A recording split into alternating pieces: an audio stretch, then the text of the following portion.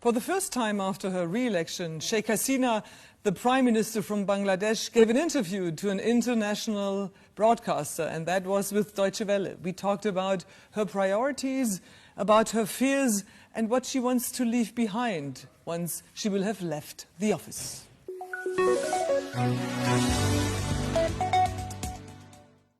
Sheikh Hasina, we are sitting here underneath a painting of your father, who is the founder of Bangladesh, Mujibur Rahman. He got assassinated in August 1975, alongside with many of your family members. But you and your sister, you stayed in Germany that very day. Has this shaped your relationship to Germany?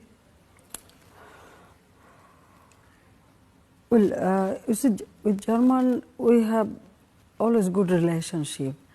And 1975, as my husband, he was a nuclear scientist, and he was working in Karlsruhe University.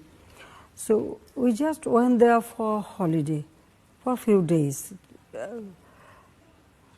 That time I was a student of Dhaka University, but I have two kids, and I took my sister with me. I said, let's go there.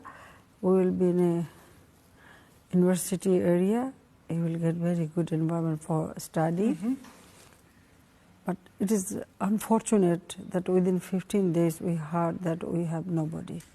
Everybody was killed except these two sisters. Yes, I appreciate German government.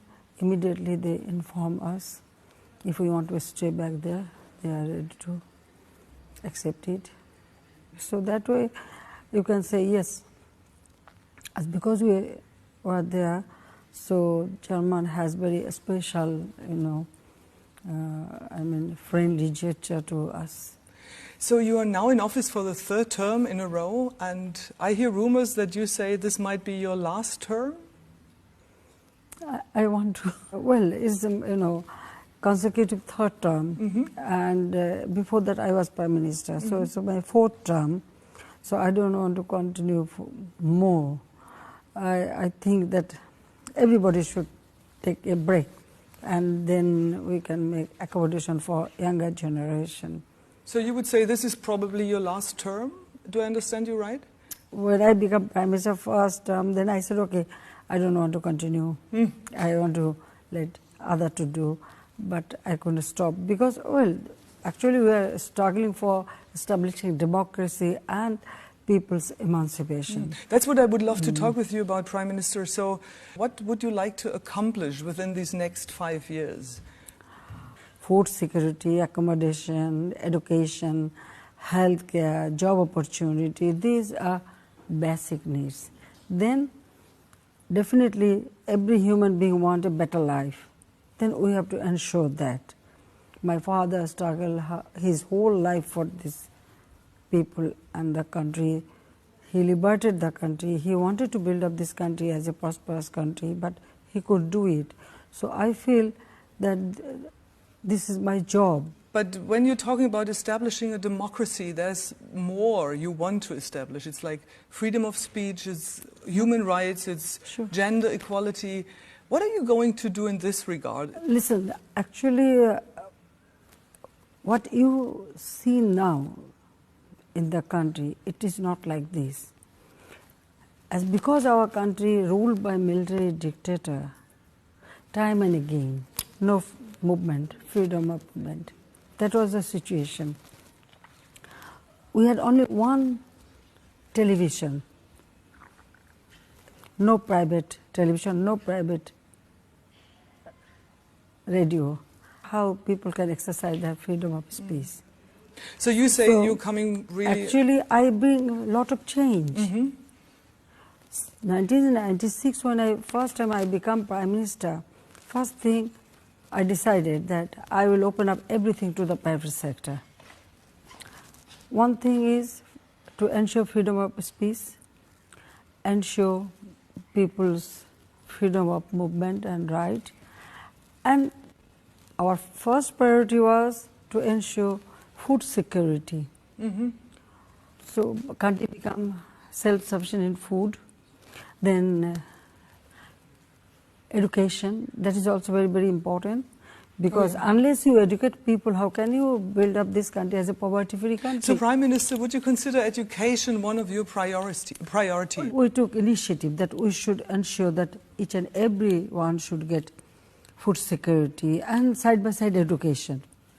We started building schools where there is no school, and also encourage children to go to school.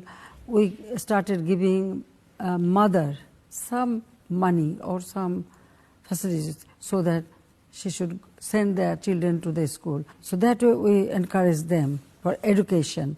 And for healthcare, we started establishing community healthcare center. What I feel that their basic needs, their food, shelter, education, then job opportunity, that is also, and also security.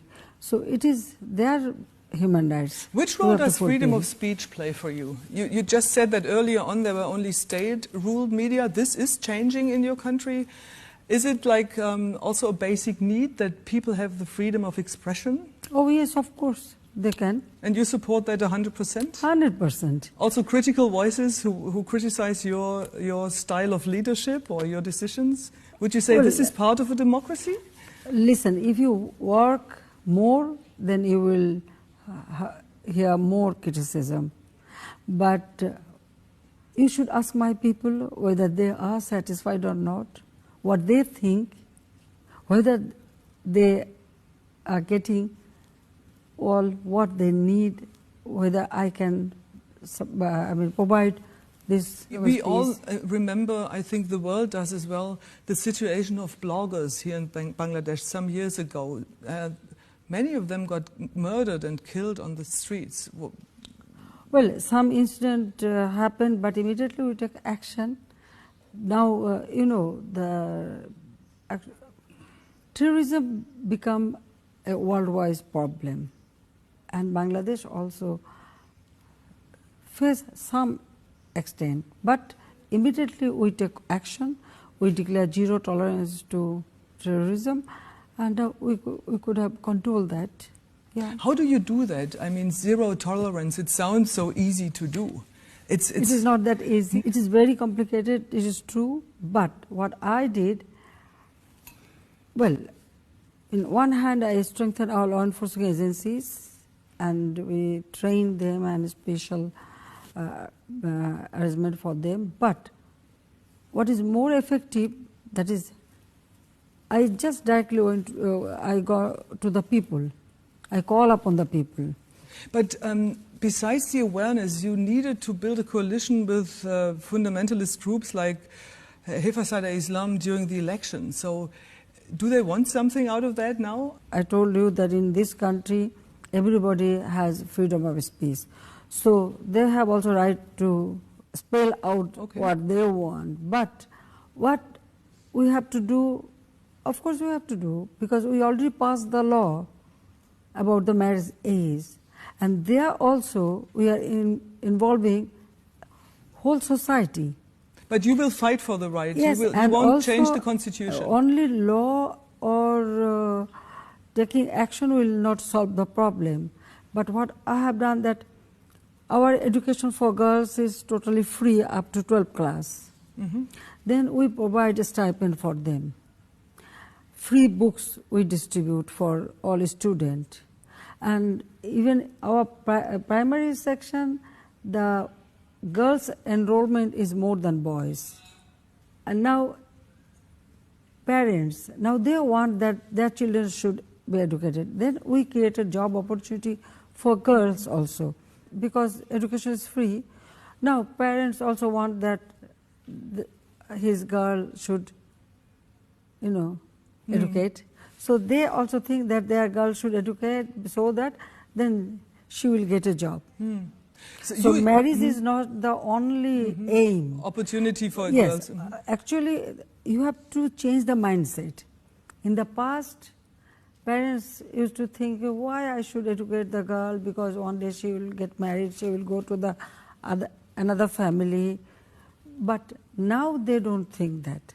Now they think that, yes, I should educate my girl, she will be eligible to earn money, and well, then she may get married. So that way we are bringing, change in the society gradually. Now our child marriage has reduced tremendously within So you're few fighting years. for that, I hear. Yes. It doesn't matter if anybody supported you during the election. This is something that's not negotiable for you girls, right? Of course not. Prime What Minister- I have done, and it will continue. It will. Well, I don't want to fight with them, or I don't want to spell up, I will do it. Now, what is my job? That is to keep peace in this country, a peaceful atmosphere, right? So, well, I've told you the people have every right to speak what they want to, but what is good for the country, good for the people, good for the girls, boys, or human being, that is my concern. And of course we will do that. I would like to come one more time back to the elections which just happened. Your ruling coalition won 288 out of 300 seats. That's 96%. That's nearly 100%.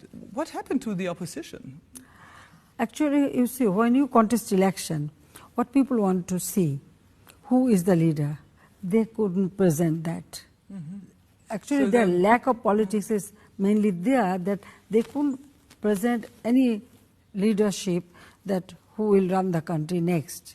Secularism is under threat in your country. No. You wouldn't not at say all, so? no.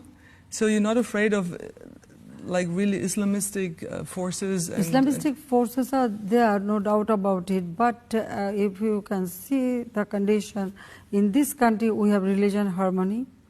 It's every religion people, they can perform their... But people get killed on the streets because of criticizing or not living conform it is not some true. religious ideas. No, it is not true. They got threatened. I mean, we were talking about bloggers earlier on. I mean, there's a danger in the streets, isn't it?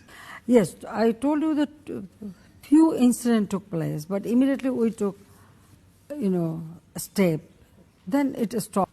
In our country, we always create atmosphere that each and every religion, they can perform their religion faith peacefully, honorably. Secularism doesn't mean that no religion, no. We believe in religion and everybody should have their right, and we have religion harmony. So you don't feel any threat? Islam is a religion for peace. Now, only few people, sometimes they use it, but that is the wrong way. They shouldn't do it. Prime Minister, thank you so very much indeed. Thank you.